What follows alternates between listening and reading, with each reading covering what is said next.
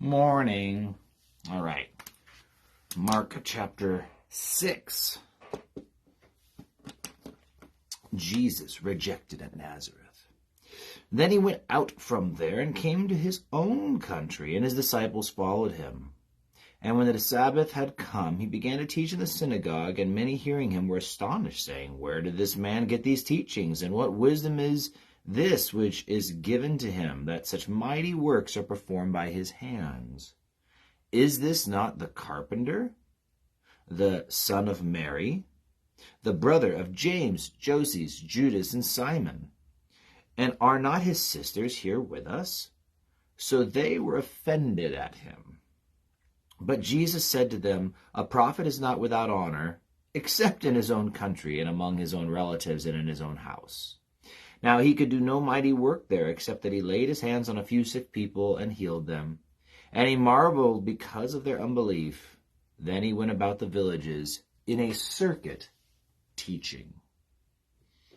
So a bunch of little factual nuggets in here, just small stuff that, kind of helps paint a bigger picture. He goes in a circuit teaching through all the villages. So this is why one of my highlights around the Sea of Galilee is always the Sea of Magdala. Because unlike many of the other cities, after the revolt, 66 AD, Magdala was destroyed, as were of all the other cities throughout Jerusalem by the Romans. But Magdala was not rebuilt. So whereas Capernaum and others, you go and you see buildings, many of which are on top of the stuff from Jesus' era. Whereas Magdala is the stuff from Jesus' era. And there they've uncovered a synagogue. And there's a very beautiful mosaic floor, and you can touch the floor if no one's looking and you reach in quickly. But that's the floor that Jesus would have stood on. And although nowhere in the Gospels is Jesus explicitly said to have been at Magdala, it's a verse like this one, villages in a circuit. He taught all around the Galilee. Magdala would have been an obvious stopping place. In fact, Magdala would kind of be on the way from Nazareth. As you hit the Galilee and then worked north, you'd go through Magdala on the way up to Capernaum. So I'm pretty sure he taught there. It is where Mary Magdalene is from. That's, how the name might be familiar to you. But backing up. He did no mighty work. He just healed a few people. I find that mildly ironic. And you back up a little more. The son of Mary, right? The brother of James, Joses, Judas, and Simon. Now, you'll find that like Joses would be a Greek version of Joseph. You find Judas is a Greek version of Judah. And so I remember someone made the comment once that like when we named our son Judah, and they're not Bible people, and they're like, well, it's better than Judas, they said. It's like, well, it's the same name, just different language. So Judah and Judas, same name. Now, notice Joseph, Jude, they both end with the anyway, Seph, but it's, yeah. So, same thing. They both go to Joses, Judas, put the S on the end. Now, notice that he has 4 brothers named by name, which maybe he had more brothers than that, but the fact that the 4 are named by name seems safe to limit it at 4. But he had more than one sister, which means at minimum, Jesus is the oldest of 7 kids. All the kids of Mary. And so it kind of, drills a hole in the perpetual Virgin of Mary boat. Now, it's worth noting here that elsewhere we're told that Jesus' family, his brothers, did not believe in him. This is why in verse 4, not without honor, country, relatives, and even his own house. So Jesus' own household, his brothers, they didn't believe in him until the resurrection, we see in 1 Corinthians 15, Paul specifically mentioned Jesus showing up to James, the brother of our Lord, and that there James saw his big brother and became a believer, so that by the day of Pentecost, he was there. James and Jude, I'm still just knocking out the little stuff, but, good stuff for us to know. James and Jude, the authors of the books, James and Jude in our Bible, those are Jesus' brothers mentioned here. James first on the list, and Judas being Jude. After Judas becoming kind of an infamous name, he starts going by his nickname, Jude. All right, now, he goes there teaching. Okay? It's one of those little things. I don't even know why I'm mentioning it, but it makes me think of The Chosen, where Jesus goes to Nazareth alone during this event, and yet right here it says his disciples followed him. Maybe I'm nitpicky, but I'm into details.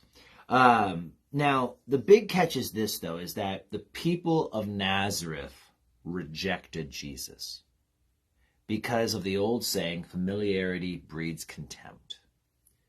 Notice that it's the people of his own country, the people who grew up around him, his distant relatives, and even his near relatives, parents, spouse, siblings, children, those near relatives. And what we find is that they won't listen to Jesus because it's Jesus. And maybe some of you experience that as well. Your daughters won't listen to you because it's you doing the talking. Your parents won't listen because it's you. Or maybe your old friends from work, friends from growing up, they can't really seem to receive the gospel from you because you're you. And why would we ever want to listen to you? And I've had that before, where it's kind of like, well, that's just Joe. We grew up with him. He's my cousin. He's my nephew. And however it may be, it's sometimes hard because of this.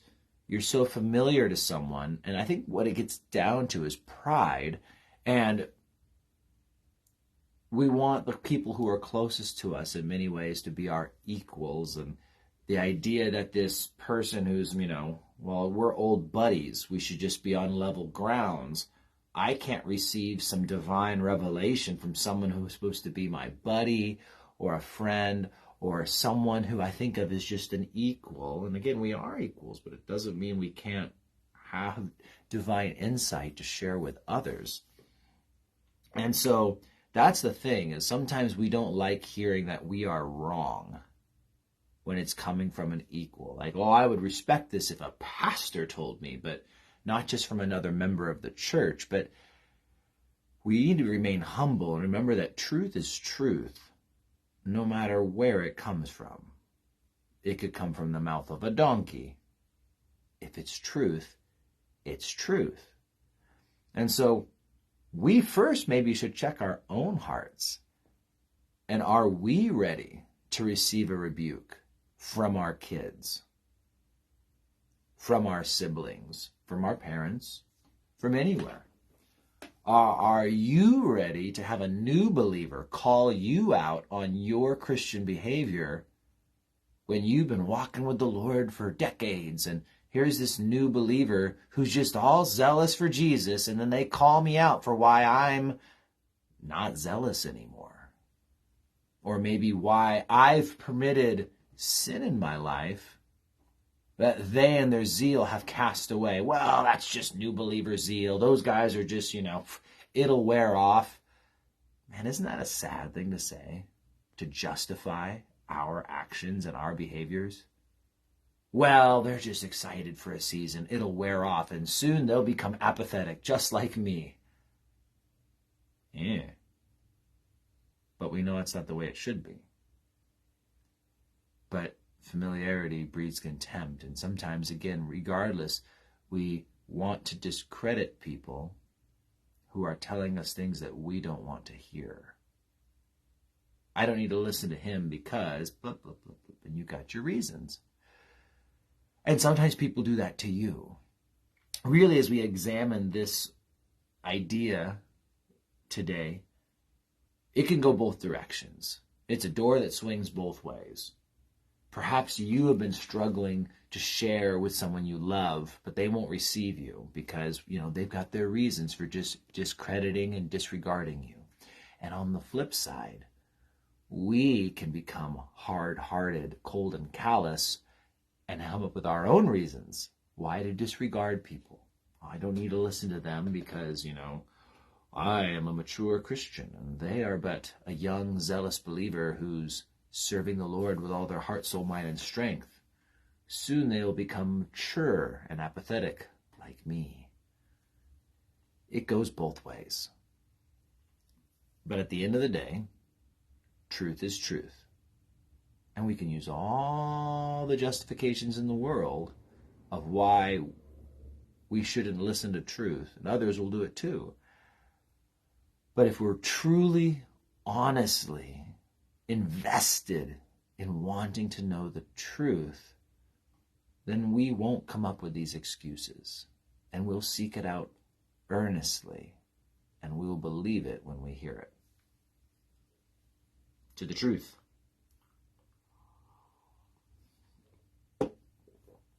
Hasta mañana, folks.